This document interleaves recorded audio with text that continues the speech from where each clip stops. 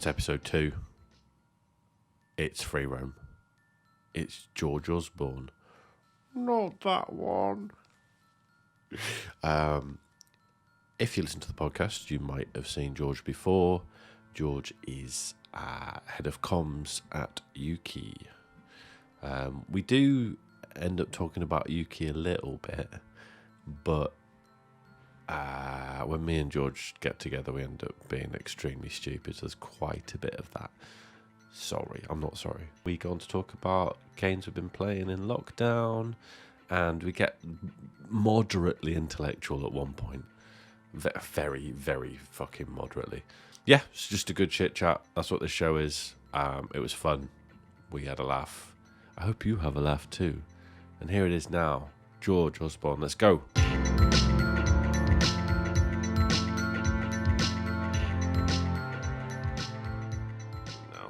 So now, don't say anything fucking daft. Or do say everything fucking daft. It's pretty risky. Let's go. Let's be dafter than those punks. Let's make it those punks. Exactly. They wanted to get lucky, but boy, they didn't in comparison to us, eh, Gary? Bloody unlucky now, aren't they? What with the splitting up and that? That's bloody current. They've left exactly. That's current affairs. They've left an open goal for us. They fucked off. There's 2 of them. There's 2 of us. Yep. Do you bring your helmet? Exactly. And I have actually left my helmet in my other house. Because I've got 2 because I'm a high flyer. George. And by two, I mean I know someone who lives down the road from me who has a helmet, whose house I can break into. Okay, yeah. From them. So that's, but I consider it very much my house because, as the law says, if you can get into it, it is yours. If you can get into it, that's how the law works, as I understand it. If you can get into it, it's technically storage. Exactly, technically storage. That's it. It's the old box storage law. I've got these. These are a bit Daft Punk, aren't they? These are my daughters. Yeah, I mean, very, very much so. They're nicer than yours, I've got to say. I'm up all night to get fun. I'm up all night to have one. For fruit gums. Fruit gums. For fruit gums. I'm up all night for Joanna Lums. Does everyone remember Joanna Lumley Heidi Klum? Likes to be called. Does everyone remember Heidi Klum? It's time to get thrifty. Oh, God. Oh, you just dropped it. You dropped it all over the place. Those bars were so sick it pinged off my headphones. That was incredible. You're up all night for fruit gums. Let's get rid of the green ones. Let's eat all the red ones. It's time to get fruity. You can't rhyme. You can't have ones rhyming with ones. Come on now. Look. Okay, all right. Let's eat the red ones like chums. We're up all night for fruit gums. Let's get rid of the green ones. They're great because they don't leave crumbs. Let's eat the red ones with our thumbs. We're up all night to get fruity. Here's some wipes if you get mucky. Here's some wipes if you get mucky. Here's some wipes if you get mucky. Here's some wipes if you get mucky. If you get mucky. We've got a syllable too many. No, that's all right, isn't it? Wipes are if you get. These wipes are if you get mucky. These wipes are if you get mucky. No, these wipes are if you get you want mucky. 2 less now. We're up all night to get lucky. There's 8. Here's some wipes if you get mucky. Look, it's clear it's time for us to split up. There's differences here. We were in the UKIE offices, were we not? Now, what happens in the day when offices were allowed? What do you do now, George? How does it all bloody work? Well, due to an unfortunate continuity error, the UKIE offices were actually erased from existence about 6 months ago. Shit. Yeah, usual space-time continuum stuff. Mm-hmm. Just a little wormhole went off. Or I've heard an alternative thing, which is that there's been some form of global pandemic, and the offices are fine. A what? Yeah, a what? a pandemic. So the offices are fine, but we've all been working from home because we're all icky little Herberts who can spread horrible little things. Because I mean, we're all working in the video games industry, so we're young and full of vim and vigor, which means the Rona is less likely to hurt us, but it could hurt others. So we've been doing our safety patrol best to stay at home and save some lives. Your Billy best. I've been very actively saving lives while I've been at home. Actually, it's been like sort of when I've seen someone out by the bins, and it's just been a bit like just leaning out the window and just being like, careful for the door, it might hit you, saving lives, doing my bit. Just warning them about cholesterol levels on the food they're eating and the packaging, yeah. Yeah, just being like, you shouldn't have that many takeaways in a week, mate. Oh, thank you. That's going to be terrible for your BMI. Thank you so much. Exactly. No worries, friend. No worries at all. So I've been very actively saving lives during this period of time, but it's been a strange one, hasn't it? It's been strange. The last time we saw each other was actually at my birthday. It was, and that is one of the last times I left the house. So properly, as it were, socially, properly, as opposed to just taking advantage of this whole pandemic thing to just naturally become a goblin and just sit in your house being like, no, I'm never going out, mother. Or accidentally leaving the house by falling out one of the top windows, that kind of thing. I don't think that counts. It has to be, a planned social. Oh, I left the house. Exactly. Oh shit, I'm out. Oh my god, I didn't mean to. Oh goodness me. For many people it was the last one because it was the 6th of March 2020. It was. I know that because that was my birthday. And so therefore that's easy to I was remember. able to reverse engineer. Exactly. Able to reverse engineer it by just thinking, what day was I born? What year did COVID start? Very, very simple little trick there for any of you. So that was one of, so we were out and we had Mario Kart going. We went to GoldenEye as well. The home of our GoldenEye. Exactly. Went to Loading Bar, the home of our mutual friend, Jimmy. Mm-hmm. The tap dance. Very good. It works in two ways as well because bars have taps. Exactly. I love it. That's what I was thinking. And it just took me a little second there to come up with the right dance joke, which is the reason why you're going to edit it so that pause is not quite so long between Jimmy and the tap when it actually comes out. But yeah, it was, we went out, we met up, we socialised. I have a feeling you ended the evening with Masood, the comedian. I did, Masood. yes, who I met there for the first time. He turned up quite late, didn't he? Yes, he did indeed. And he's got a very good podcast called Mystery on the Rocks, which is does he? A podcast where, so they drink cocktails together. I mean, virtually, obviously. And then one of them picks out an unsolved murder from history. Oh, and they talk about it and try and work out what happened. It's like a sort of mix between comedy and sort of like a sort of film noir-y style vibe where they're trying to suss out what happened in these. It's very good. But the important point was you were there, he was there, I was there for a while, and then I went home. Because he turned up late, I spoke to him for about an hour or so or longer, and I turned around and realised that everyone had left because it was late. Yes. Yes, because I think by that I was diving into an Uber. I think I saw you two, and then I think you sort of looked out the corner of your eye and you were going, "Oh, the party is over now. This is very much party overtime because the man whose party it is has just left. It's not here. He's gone. Now I'm just in the pub. Like that's it. It's gone from being about a party to being in the pub. But I miss that. I miss that spontaneity. I miss that. Had I known, I'd have stayed a bit later. Yes, I am actually. I think very gradually over however long it's been now, over a year, hasn't it, really? I've become more and more, now I wouldn't say used to it, but I think more and more accustomed to the nature of the risk and how to sort of conduct myself as if I go out and that kind of thing. And it has become, I feel less worried because I know how to conduct myself when I get out there, and I'm partially vaccinated, so that also helps. Which is great. And, knowing how to conduct yourself out there. Step one, always wear trousers. The first few months, it's I a just forgot.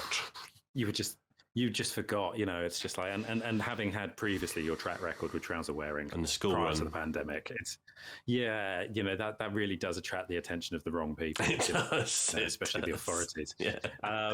But yeah, I mean, because I think, without creeping into complacency, like you kind of look at it and you go, this is the point where like science is taking over, where it's like, it's not about our politicians doing silly things and deciding to give you half price off your lunch so you can go out and just lick some poles. It's much more the ruthless logic of science saying like vaccines stop it. Lots of people have had the vaccine. Lots of them are getting it properly. So it's going to get better. And I also now know how not to get ill when I'm outdoors. Apparently, washing your hands. Who knew? What? Who knew that washing your hands. What? And it turns out that face masks and stuff like that stop you coughing stuff all over people. No. What? I know, it's very, very controversial. Right, yeah, but it's better for the other person, not for you. So I might as well not bother. No, I'll just leave it because why would I? Which go help somebody? Which go back to the trouser. Going back to the trouser analogy, it's just like, well, it's very much for them rather than me. So why would I bother? It's like because you don't want to look like a massive pillock. That's the reason why, right? I do like that argument though, but they're for you, not for me. So why would I bother with the trouser? With the exactly. I mean, trouser. Exactly. It's one of those. Exactly. I've put my trousers on today for you. You can't even see them. No. I mean, it's pointless. But I've put them on for you because I respect you just enough. Maybe I should do that too. Oh, well, hello. Hello. So that was a bit saucy. Yes. I think mainly that. Yeah. So to go back to the answer, I'm gradually feeling more ready to be out there, fully informed of risk and how it pans out, and to sort of very slowly come back into society. Very very slowly. I think because scientifically we know it makes sense, but also I think socially it'll be kind of overwhelming to just go. If you go to the pub for a bit, or maybe it won't. Maybe it'll just be so completely normal immediately that we, I don't know, to be honest. I don't know. No, it's something that I genuinely don't know either. But what I've done is I went from about a week ago being like, okay, I'm going to take this one slowly. I'm just going to book one or two things and see how it goes, to being like, okay, I've got 5 pub trips booked in the next 3 weeks, 2 restaurants and 2 brunches. It's just like, let's go, super spreading. It's no, I mean, to give people some context, at least 5 of the things, in fact, 6 of the things that are booked are within a 10-minute walk of me. Okay. So it's like a local coffee shop, local pub, Ali Pally. So Ali Pally's got a terrace open, so it's converting its outdoor terrace into basically an outdoor pub. So it's all close to me. It's all outdoors pretty much. So it's not that bad. But I also just realised that I just going nuts, just going absolutely fucking mental. Because I think, I just feel like I need to go and see humans. As a deeply extroverted person, the last year and a bit has basically been an affront to my existence. It's been like, sure. I mean, look, don't get me wrong. It's just like I appreciate that I've spoken to loads of people over video calls, but we have to remember that video calls, in terms of their format, most closely resemble the Big Brother screens from 1984, where Big Brother's in your house constantly looking at you. That's not the comforting social interaction that I'm hoping for. Yeah, I know what you mean. I'm hoping for a friendly pint with a friend, not the feeling that I'm being constantly watched by some autocratic power, which is, I will say that work isn't actually like that. UKIE's not particularly autocratic. It just feels like it, Gary. It just feels like it. It's not their fault. It's just the screens, man. Screens are evil, as we all know. Screens are evil. The screens. The screens, exactly, as the tabloid press will constantly say. It just that's the headline. Boo. Oh, the boo screens. Screens boo. Oh, the screens. Boo. Screens. Yeah, I'm fairly sure. Actually, I think that was in the mail a few weeks ago. Screens. Screens.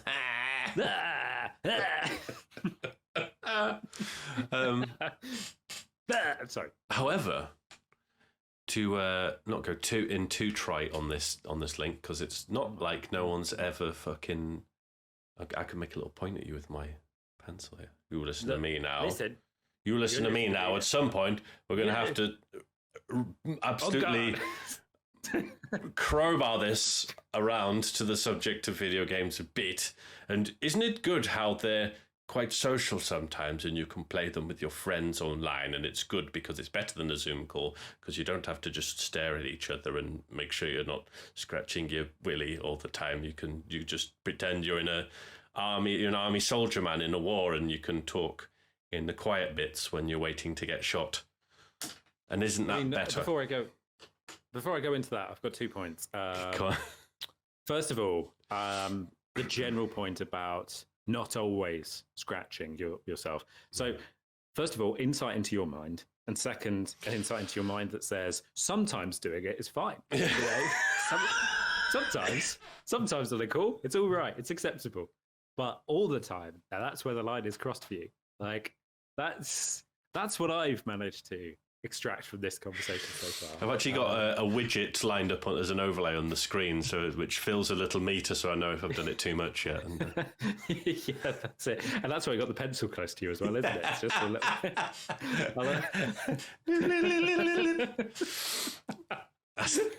That's the noise it makes.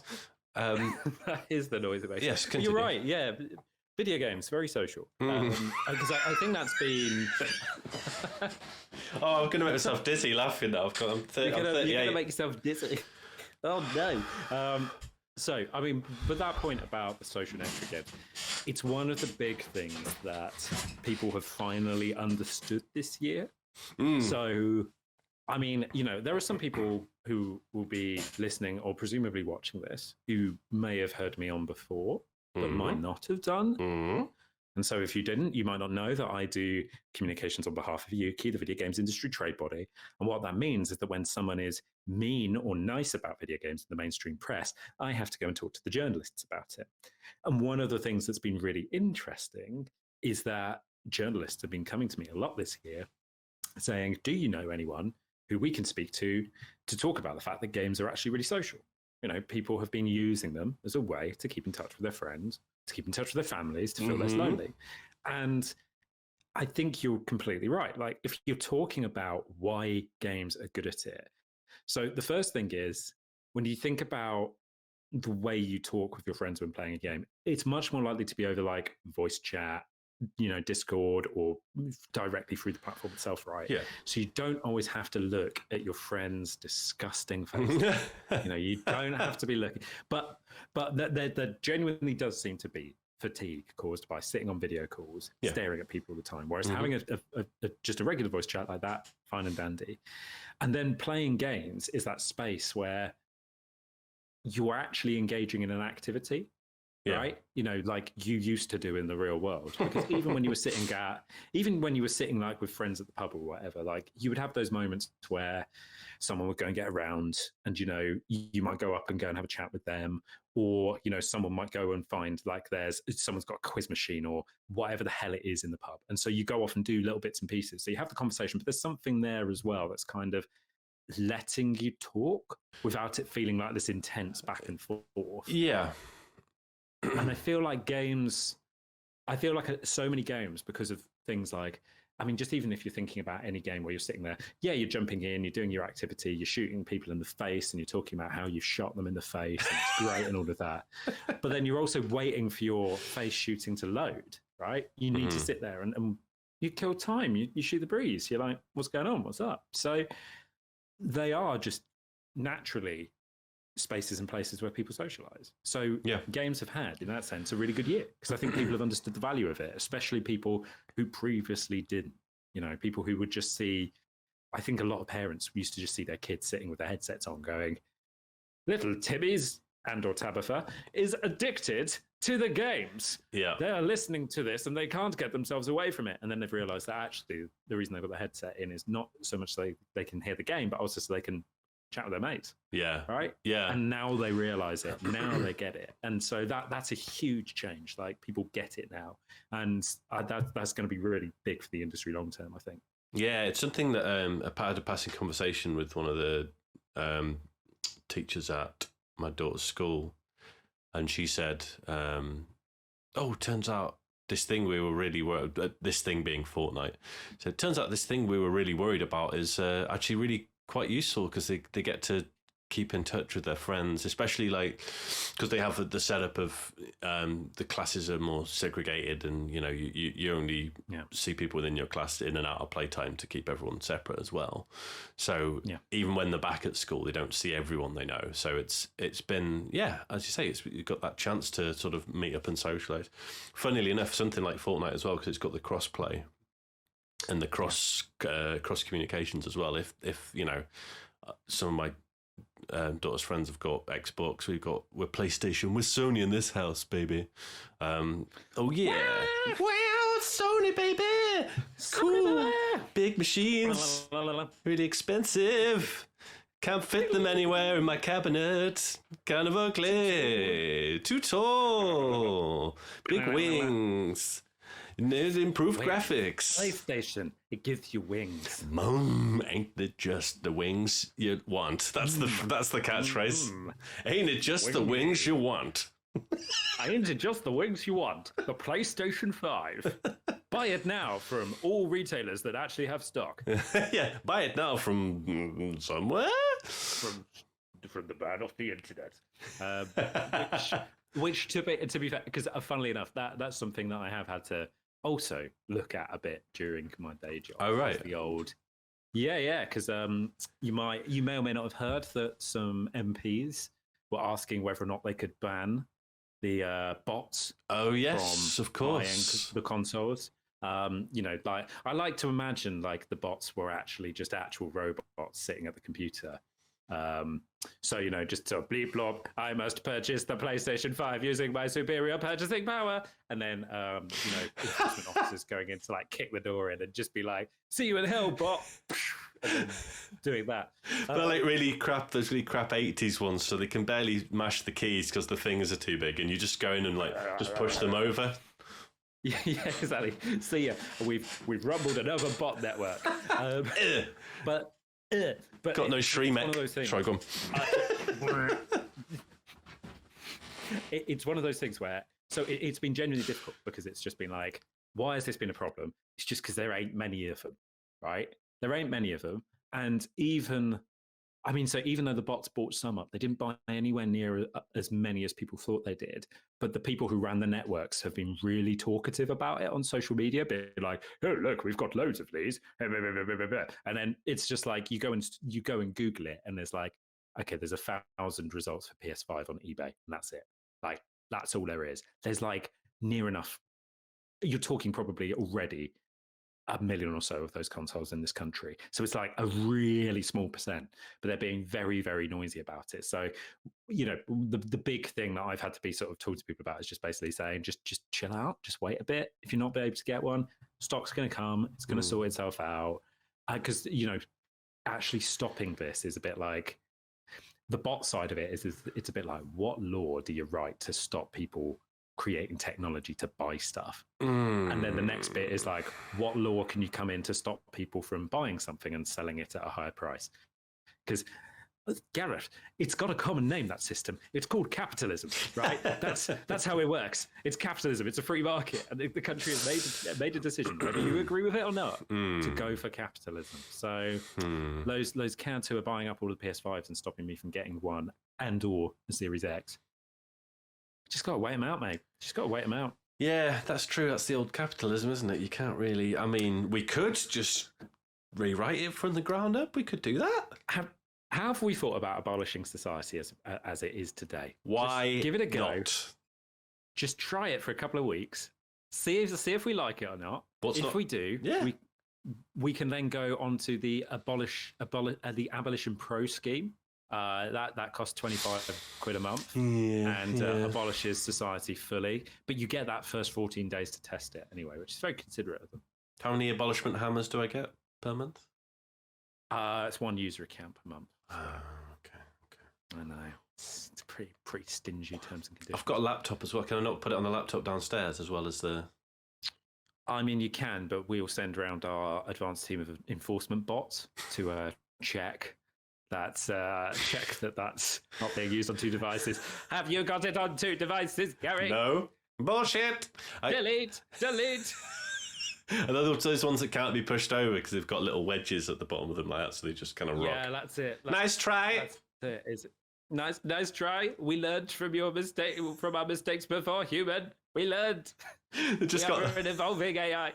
They just got the wings off the PlayStations on the bottom. But... The wings make us indestructible. This is the kind of serious top-level commentary, incidentally, that really helps me out when I'm having to talk to the Today Show on Radio 4 about video games. This is exactly the kind of serious chit-chat that I engage in. I presume you just burst into that, and waste the entire slot that they have. We really only have about 2.5 minutes, George. If we could get off this robot skit, that'd be great. The producer phones up, and I'm just instantly just like, guys and dolls. It's just so cute and friendly, guys and dolls. And, you know, because sometimes you just have to eat the time out. So, you know, anything works, Gary. Anything works. Run out of all this. We've got 4 minutes left, George. Do you have any songs, you know? Oh, yes. Yeah, that's exactly. Was that X-Men?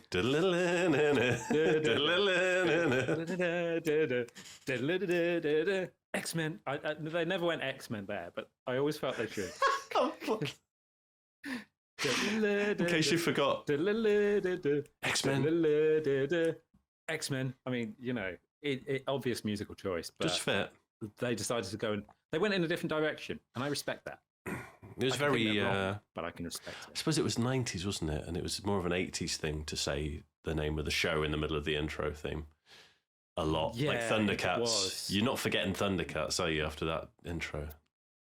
I can't remember the Thundercats intro because I wasn't alive. Oh yeah, you weren't alive. Basically, they just say Thundercats quite a lot, like a lot. Okay, I'm now imagining Thundercats meow, Thundercats meow, Thundercats meow. That's what I do. All right, new game. So, children's TV shows that were out before your time. What other theme tunes do you imagine? So that's Thundercats. Look, before we get there. Can I just roll it back slightly? New game. What were the old games? You know, what were the options? You know, you've made it sound as if there were other games that I could have been playing, which I've not been. Anyway, just a new game for now. Let's engage with the new game. So, what was Thundercats again? Give me it again.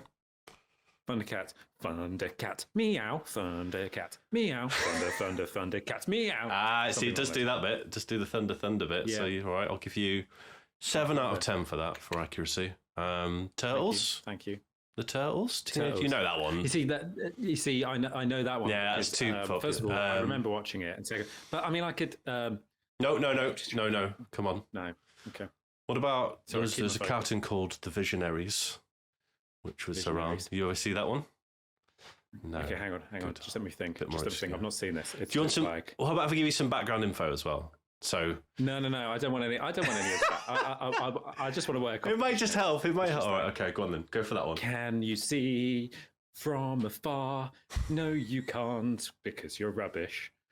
You need to learn where you are. Let's see the visionaries. Boom. Okay. That's more of a show tune vibe it's more to that of a one. Show tune. It's just like they see things that you don't do. The visionaries. Da-da-da. I'll give that a 3. The Knights of the Magical Light, George. And then in their chests. The Knights of the Magical Light, the Knights of the Magical Light. Let's go see the Knights of the Magical Light. Hey. You're thinking of Knights of the Round Table from Monty Python. Exactly. That was exactly the vibe I was going for. Like 100% the vibe that I was going for. But I also definitely scrimped it from another song. Of which a listener may be able to identify it, which if you can, at me at George Osborn after you've listened to this when you actually know what that tune was based on, because I can't remember it, so it'd be a real help. You set that up like a competition. It's like, I just need to remember. What was the score? What was the score for that? That was I'm going to bump you up to 4 with the new bit of information. Jesus Christ, this is it's just so different to that, George, I'm afraid. It's just no. Oh, okay, all right. Hang on a second. Hang on. So we're going on in terms of match, not the quality of what I'm offering. I mean, there's a bit of both. I'm vibing this. I'm vibing the scores. I'll be honest with you. I'm vibing it. Okay. I'll give you one more. Okay. And I'll give you some background information as well. And also, I'm trying to remember how. Give me background information. Oh, I will. I want to. You must have the context. You must have it. Giving you the context, George. Promise I've forgotten how it goes. Oh God, I've forgotten how it goes. That doesn't help, does it? Okay. What's it called? We'll go with this one. There's one called Mask. Not the Mask. Mask. It's an acronym. M.A.S.K.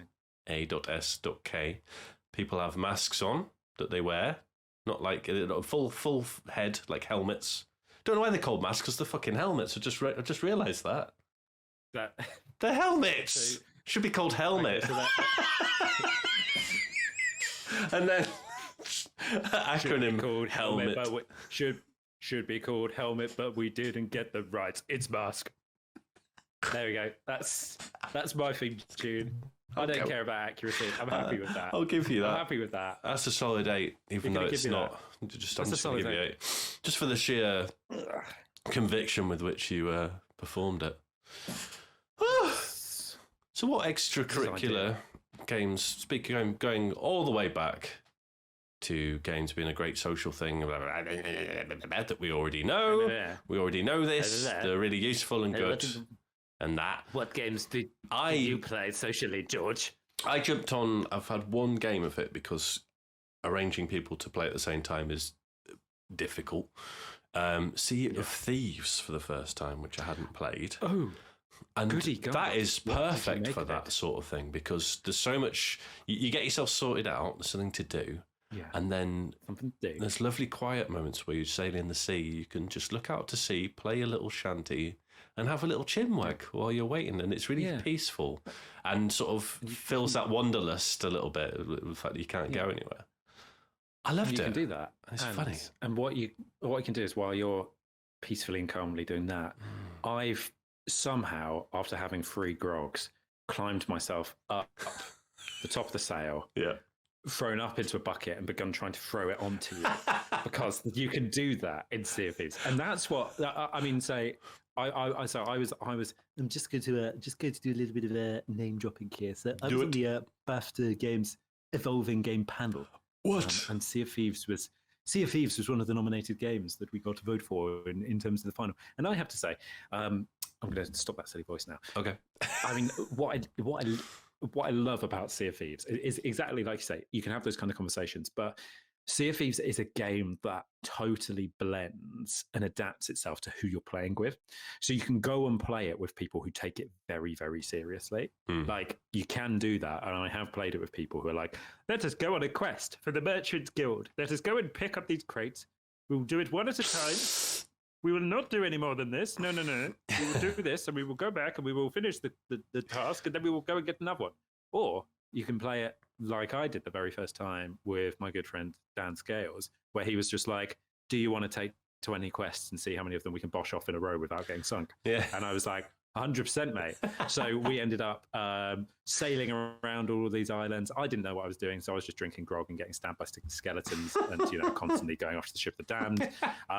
We did about 17 quests or something in a row over like 2.5 hours, digging up chests, loaded our tiny little ship full of these things. And on our way back, after we had finished for about 2.5 hours of this chaos, we got attacked by a kraken, which we then successfully fought off. Successfully fought off, got back, and I ended up with so many credits that it didn't finish counting the credits when I was closing the game. So it had to continue counting up all the credits I got when I reopened it. And I think in my first haul, I got something like 180,000 gold. Oh my word! And it was just like, I know, and I was like, dollar, baby, whoa, whoa, whoa, whoa, whoa, and went spending money. Yeah, I think like, for context, I think we got about 10,000 on a decent journey out where we stopped a couple of times aside from the main quest, and that felt like a lot. That sorts you out for life, doesn't it? For fancy buckets and hats and shit. Yeah, fancy buckets. I bought some really nice hats. I bought a new bucket, which I then drank some more grog and threw up in, and then threw it at the. I can't remember his name, but there was a big fire skeleton boss. Okay. And what happened Did it was put him out? There's a big. Well, no, it did no damage to him, but I threw up and just held the bucket, and while the rest of my crew went in with like bombs and guns and things to try and hurt him, I just ran up and threw some sick in his face. No impact, but it was no impact. But it's the kind of rich comedy that you could only get in Sea of Thieves. Mental damage. It's a game that allows silliness. Exactly. That would have done it. Absolutely got in his head. Got in his skull. Quite literally, you got in there. Exactly. The eye socket, I imagine. Exactly, the vomit just sort of rolling around in the eye socket. Because what would happen is, because the vomit would go inside, and like the skull, because if you think about it, it's, it still retains the structure. So what would happen is that the vomit would hit the back of the skull on the inside. So it would just sort of congeal in there, which, whether or not you've got a sense of smell or not, that's going to do damage to your self-esteem. Indeed. Old vomit head. Old vomit head. Don't call me that. That's what they were saying down at the skeleton club. Hey, it's old vomit head. Shut up. I got attacked. Don't mock me. Just getting a toilet brush in his eye like that. That's it, just a bit of Dettol. That's how you do it. Can you sick out the fire on the ship? If your ship's on fire, can you vomit it out? There's a question. No, there is a question. And my answer to that is I don't know, which means there's only one way I'm going to find out. I will go and find that out. But so you've done some extracurricular Sea of Thievesing, which is great. Yeah, only the one session, but I really, really did enjoy it, and I'm just trying to set up more, to be honest. But that was really, really. I was surprised because I know that when it came out, a lot of people said it felt a bit bare bones, and there's things they liked there, and so I did consciously make a decision to sort of I'm going to wait and just see how it pans out. And it's one of those things where you wait like a year down the line and see what's been added until it feels like there's enough just listening to what people are saying, and you get more and more people going, actually, this is pretty good, this is good now, this is exciting. And then I thought, I'm jumping in now, and I think I'm glad I did, because it did feel like there's plenty. It feels like there's a lot to do, but they've kept kind of the spirit of it, which is you're meant to just, it's basically supposed to be a dick about, a gentle dick about with some challenge and coordination and cooperation required to sort of make it engaging, right? And it feels like it strikes that balance quite nicely, actually. I think so as well, because I think it's almost like they did it the right way round, which is they had the core of the game. They had the interesting core of the game right. The whole thing about you can only move this ship forward if you actually work with other people. Like, I mean, you can move the ship forward without working with other people, but you very quickly crash into things and don't end up where you want to go, because there aren't things like map markers saying go this way. It's like you actually have to have someone going, we need to go north. Why are you looking south, you idiot? We need to turn this freaking wheel. So you have to do that. So they put the chaos into the mechanics, but it was a bit light in terms of story missions, things to do, and all of those kinds of things. But those are the things that you can actually, like, if you're thinking about game design, you can add that stuff because people have done it before. Like, people know how to add like quests and those kinds of layers to a game. But if your mechanics aren't fun or interesting in the first place, then you're screwed. Doesn't matter how good your quest systems are. Like, it's just not going to be as fun. And that's what Sea of Thieves has gotten right. But yeah, because my big extracurricular game has been Among Us, which has been an utter delight, I must say. Yeah. So so the context with me getting into Among Us. So it really started a couple of months into the end of last year. So there's a comedian called Ken Cheng, lovely bloke who's had like a Radio 4 series and stuff like that, but he loves his games. And he tweeted being like, I've got this Among Us game going. Does anyone want to join in?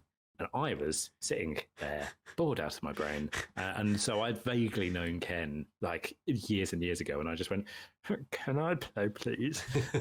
So I jumped in, and there was this full group, like 9 or 10 people playing. I had a great time, and then since then, it's just like we've now been playing consistently, like for 6 months. We play like once or twice a week. But It's always like, because the thing is that there's always like, when a session gets organized, there tends to be about like 10 to 15 people who sort of come in over the course of a few hours. So you always have most number of people. And the other thing is that because Ken is in the world of comedy, a huge number of people in there are comedians as well. So it is genuinely consistently hilarious with people doing stupid things because they know that they're going to get a laugh, doing bits, just in game themselves. And but it's one of those things where the whole thing is it all focuses around that conversation. Yes. And actually, when something funny happens or when something controversial happens, having everyone react to it and being like, "Oh my god, like this has happened! Like someone just killed on top of 6 of us. Who was here?" And then everyone's like, I wasn't there. Just like, yes, you were. No, you were. Yes, I was. It's just like, he was there. No, I wasn't. I definitely wasn't. And it just goes off in all kinds of, again, because what I like is chaos. That's very much what I'm looking for my extracurricular social activities. Is bedlam. Pure bedlam. Pure lunacy. It's funny because it's one of those games that is, again, focused around the social element and the people you're with that make it I guess similar to Sim of Thieves. Similar to Sea of Thieves. Sim of the Thieves. It's the game's a facilitator, isn't it, between the people. Yeah. So if you have the right people, that's what makes the game. And it makes me think of board games where I'm not a huge board game person, even though I do like them and I keep trying to get into things that aren't Cluedo and friggin' Monopoly. You're just not very social. It's okay to admit it, man. Just admit you don't like people. Well, I try. yeah, that's the secret. I fucking hate. Oh, I hate them. I hate them. I fucking hate them. We did a synchronized vom there. I remember trying to get into one of my daughter's friends who she met in nursery. Yes, in nursery. That's how I remember things. Is nursery. Nursery activates my brain a certain tone. Her dad is one of those proper gamers, because quite often when you meet your children's friends, you meet your children parents, when you meet your children, how to do for the first time, very middle class. We sent them off. Now go back to the mines. Yeah, we sent them off at age 2 months, and you see them. I'll see you when you're 18. Age 2 months, so we glean 90% of their pay. Quick handshake for the upkeep of the home. See you later. See you bloody later. Bloody good time. Anyway, sorry, apologies. When you meet your children's friends' parents, they're quite often, the hit rate on actually liking them is extremely low. Sure.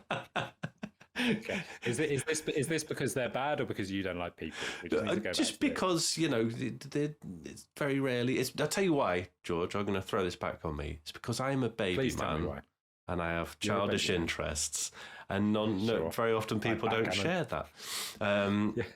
Yeah, like backgammon, but it's all like nudie men and women on the board. It's very childish. Hello. I won't play the traditional one. Backgammon copy. Who wants a nudie backgammon? And all the other parents just sort of stare at me and say nothing. Nudie backgammon is actually that's one of Waitrose's most popular meat ranges. It's nudie backgammon. Excellent, salted nudie backgammon. Oh my god, sorted. That's the Waitrose slogan. Sorted. Yeah. Sorted. Waitrose. Sorted.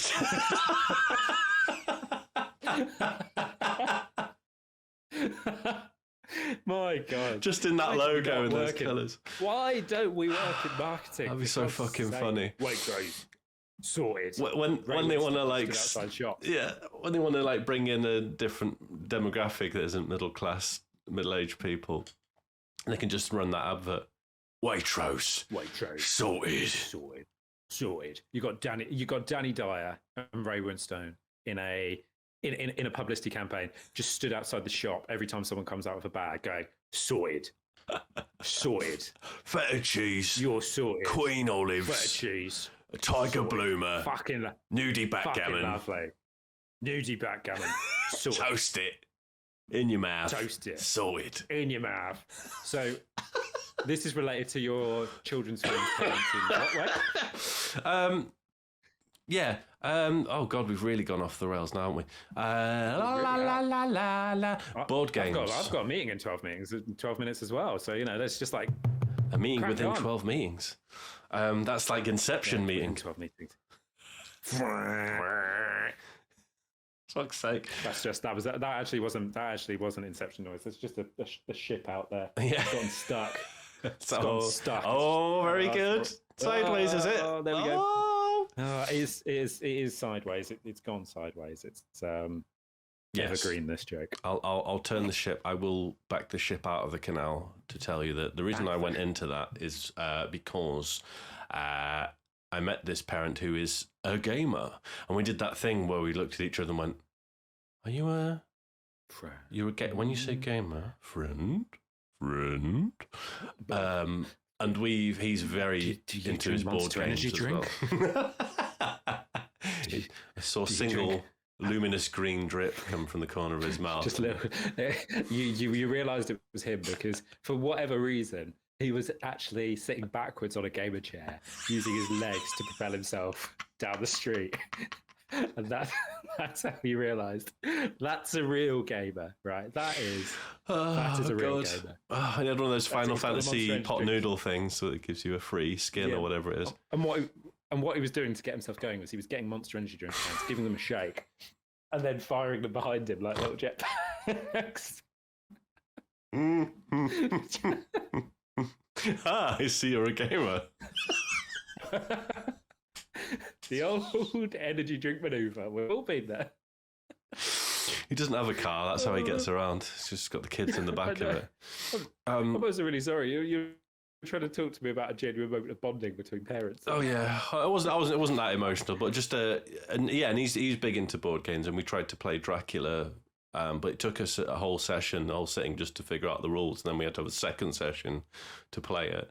But I do like these advanced board game things, and my favourite category is the one where the board game is made by the people in it. So the rules are they're not loose, but they're simple, and the play is made by how much you bluff each other and how much you make. And there's no rules to like what kind of deals you can make with each other and that kind of thing. There's a game that I can't remember the name of. I'm sure you'll know it. Where you all get cards. This is the closest board game style thing I can think of to Among Us, where you all get a card. You have to choose a particular pack, and it has a job. You can't have a job. What job you have? And you all have the same location, so it might be in a kitchen or a chef or whatever, a restaurant. But one of you just has spy written on your card. Yeah. And then you have to, by asking each other questions, work out who the spy is. And the reason it works is because you don't want to give the spy too much information, so you can't just say, "Do you work in a kitchen?" Yeah, no, because then the spy now knows that this is a kitchen. So you have to kind of find these quite vague questions that will reveal something. So try and figure out who's definitely okay and not, whilst kind of, And it just feels a bit Among Us. And I think there's those games that there's sort of, you're seeing a few of them you could group together of games where that are sort of taking notes from those board games, where the joy of that in Among Us is the people and the rules you'd make around it. Like the gameplay comes from the discussion and the debate in the middle. It's just, and I think that's really, I want to see more of that. That's the point I was getting to like 20 minutes ago. No, exactly. 20 minutes ago. And we finally arrived there after some lovely detours. But it's because Among Us was actually called Space Mafia when it first launched, because it's based on Mafia. So, it's the tabletop game. Oh, right. So what's Mafia about? Does it have similar... So it's essentially Among Us, but played, in person, just around the table. So that was the kind of the vibe that they were going for. And you're right, like when you go into Among Us, you set up the game, and each game is set up in a way that... I talked to a guy I know, a good friend of mine called Ed, who plays in the group that I was talking about earlier, and I kind of described it as like Monopoly house rules. Like what happens is you go in and you set up. And so something like free parking, right? You know, you go to someone else's place and play Monopoly. No one has the same rule on what free parking is. Right. Some people are like, free parking, oh yeah, nothing happens if you land there. Then you go to someone else and they go, oh, all the fines go into the middle. And if you land on free parking, you get all the fines. Like there's different house rules and things like that. Yeah. And Among Us, as a game, lets you do that. You know, you can go in and set up how many imposters you want, kill distance, vision, whether you can see who's voted for who. Like there's a huge amount of flexibility there. Yeah. So it can go from being quite a friendly little game between a group of people that's pretty casual with one person to what we've got, which is just hyper bastard mode, where it's just like two imposters. They can kill frequently. It's incredibly difficult to know who's doing what. We don't tell you if you vote out an imposter, we don't tell you because the game can tell you. Oh yeah. So it just turns it into a proper yeah, I mean, I would describe our rules as hyper bastard, but it's a lot of fun, and that works for that group. So, so like you say, it becomes about the dynamic between that group, and that's not to say there aren't other great ways that you can play games that also work, but I just think, especially with the absolute absence of any social interaction of any thought, that I think it's those kinds of games that I think have really worked this past year. Yeah, I think so too. Let's see more of it. Very profound. And very look, profound. We have minutes. So what's the song? When will I see you again? When will we have precious moments? Will we have to wait forever? Will we have to suffer another Google Meet? When will I see you again? Anyway, that was what the song was. Just thinking I could turn you down on this side if. Yeah, exactly. You just say you had a mute button. Yeah. I mean, I could have just muted myself. Actually, that would have saved sing the whole thing. I mean, I'll be honest. I don't think many people knew that I had a lot of singing in my repertoire. So I'm really, really glad to have had this opportunity to. No, please. This is clearly the platform for it as well. So very, very much so. I'm also wondering what. Because I'm wondering what people who listen to this regularly they're just going to think when they listen to this. I wonder. I think I didn't realise George could sing so beautifully. That's what they're going to go away with. I think they're going to think, God, I didn't realise he was such a legend. Oh my God, what a hero that guy is. If you would like, you can do some plugging now. Do it now. I can do some plugging. You can follow me at George Osborn on Twitter. You can also follow me on Instagram at Gosborn180 if you so feel. I don't know why you would. I mostly just post memes. That's me. Pretty much. That's me saying where they're going to pop up, but I've done it in too many places now, so I'm going to have to And the other thing as well, and it's just like, remember, if you do want to keep in touch, I do have a locked PO box in London, which I will give you the contact details to separately if you DM me for them. So I normally only use that for my shady financial transactions, but I do like receiving post from time to time. And if you break into it successfully, it's your property. Precisely.